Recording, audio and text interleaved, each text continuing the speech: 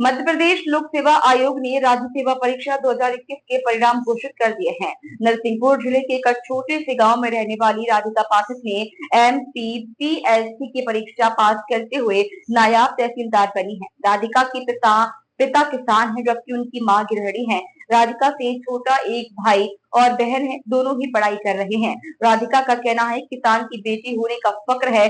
पिता ने मुश्किल हालातों का सामना करते हुए पढ़ाई करवाई है। अब पिता को घर में बैठकर आराम करना है, क्योंकि उनकी बेटी अब पिता का सहारा बनेगी। उमरिया गांव की रहने वाली राधिका जबलपुर में किराए से कमरा लेकर पढ़ाई कर रही थी। राधिका ने अपनी सफलता का श्रेय माता पिता और अपने गुरु सिद्धार्थ गौतम को दिया है। राधिका का कहना है कि पहले अटेम्प्ट में ही उसने लोक सेवा आयोग की परीक्षा पास की है। 2 साल से राधिका गौतम एकेडमी में पढ़ाई कर रही है। 2019 में राधिका ने जबलपुर होम साइंस कॉलेज से MSc की थी। इसके बाद से उन्होंने मध्य प्रदेश लोक सेवा आयोग की परीक्षा की तैयारी शुरू कर दी थी। राधिका का कहना है कि नौकरी के साथ साथ वो अपनी पढ़ाई आगे भी जारी रखेंगी। राधिका के पिता का नाम कमलेश पाठक है, जबकि मां अंजना पाठक गृहिणी है। राधिका के छोटे भाई श्रवण और रागिनी दोनों ही इंजीनियरिंग की पढ़ाई कर रहे हैं। राधिका अपने परिवार में पहली ऐसी लड़की है जिसे किसी सरकारी नौकरी के लिए चुनी गई है। राधिका की सफलता को लेकर उनके गुरु सिद्धार्थ गौतम का कहना है कि बहुत ही खुशी होती है जब लड़कियां लड़कों से बेहतर करती हैं। राधिका 2 साल पहले जब पढ़ाई के लिए क्लास ज्वाइन की थी, तभी से ही उसने अपना लक्ष्य बना रखा था कि वह कुछ न कुछ जरूर करेगी। जबलपुर में अपने माता पिता से दूर रहकर किराए के एक कमरे में रहकर पहले ही अटेम्प्ट में परीक्षा पास करना न सिर्फ हमारे लिए बल्कि वो सभी परिवार जो कि मुश्किल से अपने बच्चों को पढ़ाई करवाते हैं। सिद्धार्थ गौतम ने बताया कि राधिका के अलावा और भी कई बच्चों ने लोक सेवा आयोग की परीक्षा पास की। बहुत खुशी हो रही है और बहुत गौरव महसूस हो रहा है। गर्व की बात है हमारे परिवार के लिए। जिस तरह मेरे पापा ने स्ट्रगल किया, एक छोटे से शिक्षक थे और यहाँ से मेरे भाई का डिप्टी कलेक्टर में चयन होना हम सबके लिए बहुत गौरव का विषय है। बहुत खुशी की बात है। सौम्या प्यासी।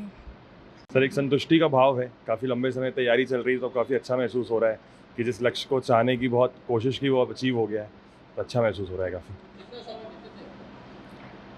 सर, मैं क्लासेस रेगुलर करता था। मैं इस इंस्टीट्यूट में हूँ, मैंने रेगुलर क्लासेस करी हुई हैं और साथ ही साथ घर में फिर मैं 3 से 4 घंटे ज़रूर पढ़ता था। मेरे पिताजी की इच्छा थी कि मैं इस फील्ड में आगे बढ़ूँ, तो उन्होंने मुझे कंटिन्यूसली इस फील्ड में मोटिवेट किया और मेरी बहन, मेरी मौसी, सभी मतलब पूरा फैमिली और मेरे जो टीचर्स हैं, जहाँ मैं खड़ा हूँ वहाँ तिवारी सर, मैम ने मेरे को बहुत मोटिवेट किया कि मैं कंटिन्यूसली लगा रहूँ। सभी मेरी फैमिली है, पूरे फ्रेंड्स फैमिली, सब ने मुझे मोटिवेट किया।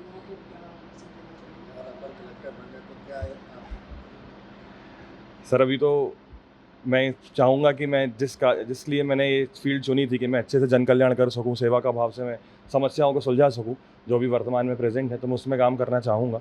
और युवाओं को यही मैसेज है कि अगर हम कोई लक्ष्य बनाते हैं तो अगर हम उसको अच्छे से उसको फॉलो करें, अपना एक रूटीन बना के फॉलो करें, तो वो अवश्य हम अचीव कर लेते हैं। अप्स डाउन आते रहते हैं, लेकिन एट दी एंड हम जीत ही जाते हैं।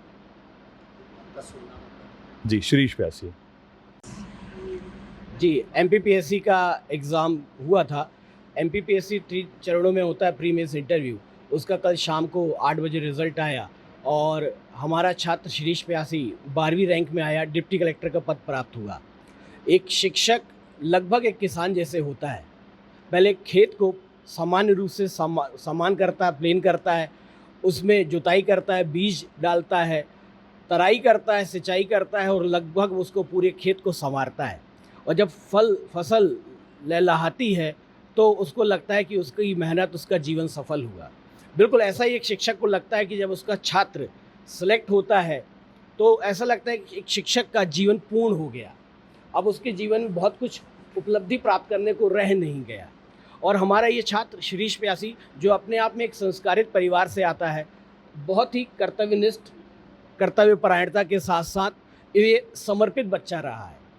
लगभग 6 घंटे की रोज़ यहाँ पे क्लासेस करने के साथ इतना ही सेल्फ स्टडी के लिए टाइम लेकर यहीं ही आके पढ़ता था। और कई दिनों तक कोविड बीच में रहा है। अपने आप में न केवल प्रदेश में, देश में, संपूर्ण विश्व में इसमें एक नकारात्मकता का भाव रहा है। कोविड के दौरान अपने आप को संभाल के रखना और तैयारी में बने रहना एक किसी भी छात्र की एक बहुत बड़ी उपलब्धि रहती है। सामान्य परिवार से आने वाले छात्र की ये उपलब्धि न केवल शिक्षकों को बल्कि पेरेंट्स को और पूरे संस्कारधानी को गौरव का विषय बनाता है। शिरीष एक बहुत ही सिंसियर स्टूडेंट रहा है लेकिन अगर इस कहा जाए कि अगर बैठ के पढ़ना है 16-18 घंटे वाला छात्र, ऐसा नहीं है। ये 24/7 सजग रहा है, अलर्ट।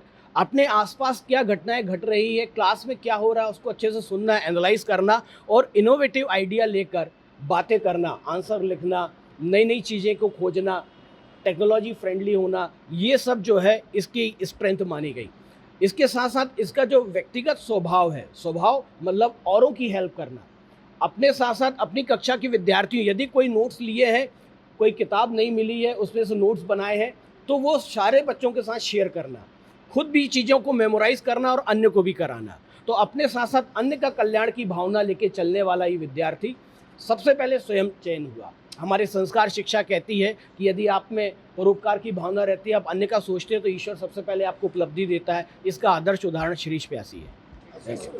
मैं संदीप तिवारी, फाउंडर डायरेक्टर विवेचना IAS।